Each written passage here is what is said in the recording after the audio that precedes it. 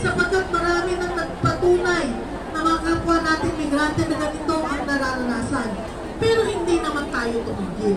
Yan po ang maganda sa ating mga migrante. Hindi natin hinahayaan o hinayaan na ang ganitong klase ng kalagayan ay manatili at magpatuloy na tayo nakikipaglaban at nagpapaabot ng ating mga kahilingan sa gobyerno ng Hong Kong. Hindi rin natin napalagpas ang gobyerno ng Pilipinas sapagkat ang kalagayan kung bakit tayo nandito ay dahil sa may malalim na problema kinakaharap ng ating bansa, ang hindi nating pagkakaroon ng trabaho sa Pilipinas, ang kababaan ng sweldo, ang kawalan ng seguridad at serbisyong panlipunan ang mga dahilan kung bakit napupersang lumabas ng bansa ang mga Pilipino. Kaya mahalaga na kahit tayo ay nandito sa labas ng bansa, hindi tayo dapat tumigil.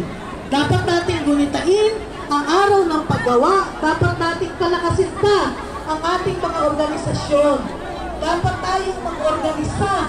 Dapat tayong magmulat, abutin ang kapwa natin migrante sapagkat tandaan natin ang mga pagbabago, ang mga tagumpay na nararanasan natin bilang mga magagawa sa Hong Kong ay hindi lamang tumating sa atin.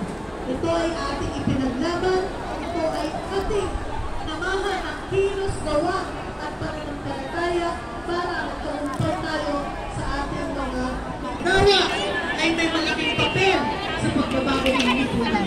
Tayong mga migrante sa labas ng bansa ay may malaking papel para itulang ang mga pagbabago ng pagbabago. Bakit hindi po Sunday ang day off? Saturday minsan. Ikaw, madam! Nakapila pa ako sa kabila.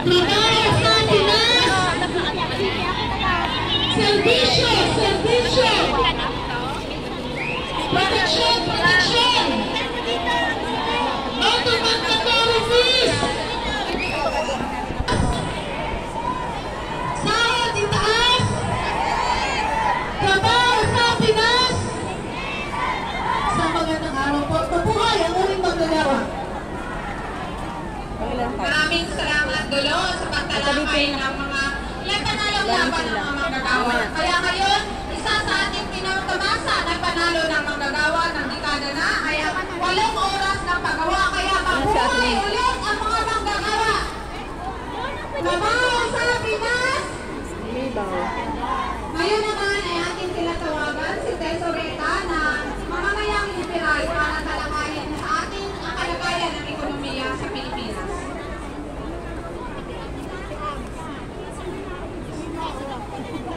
Sa paggulitan ng araw ng paggawa, sabay-sabay natin isigaw. Church returns workers to labanan!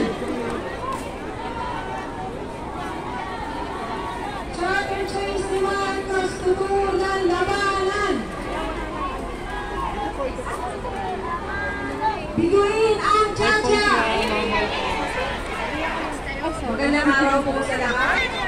Sa mga nandito ngayon na patuloy na nagkikisa, mula po sa amin sa mga mayang liberal. Ha? Sino?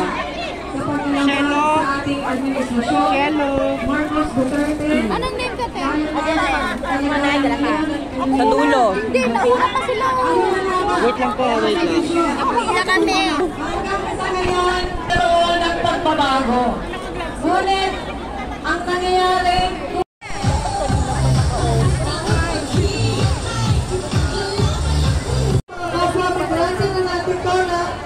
Happy Labor Day, happy ating alalahanin, ginagain ang mga paglaban para ilaban ang tamang oras ng pagtatrabaho, para ipaglaban ang pagtataas ng sahod, para ipaglaban ang maayos Pilipino. Tapos, hindi ka na napaprovide ang maayos na serbisyong palipunan. hanggat mas pinapaboran ang mga kaalyado kaysa sa mga magsasaka natin.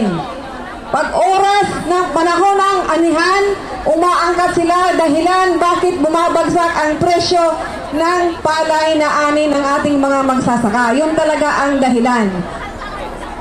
Pangalawa, kakulangang suporta sa mga magsasaka ng ating gobyerno.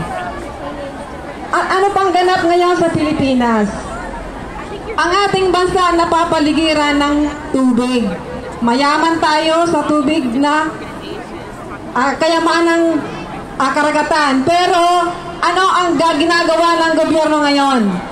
Aangkat ng 25,000 na tonelada ng isda na alam naman natin kung saan galing yon, kundi sa atin din lang na karagatan. Di ba nakakatawa yon? Ang ranking ng ang antas ng edukasyon sa ating bansa. Lately, sa balita, sa mga universities, isa tayo sa kulelat, no? Ang performance ng ating climate change. Bigyan ang cha-cha.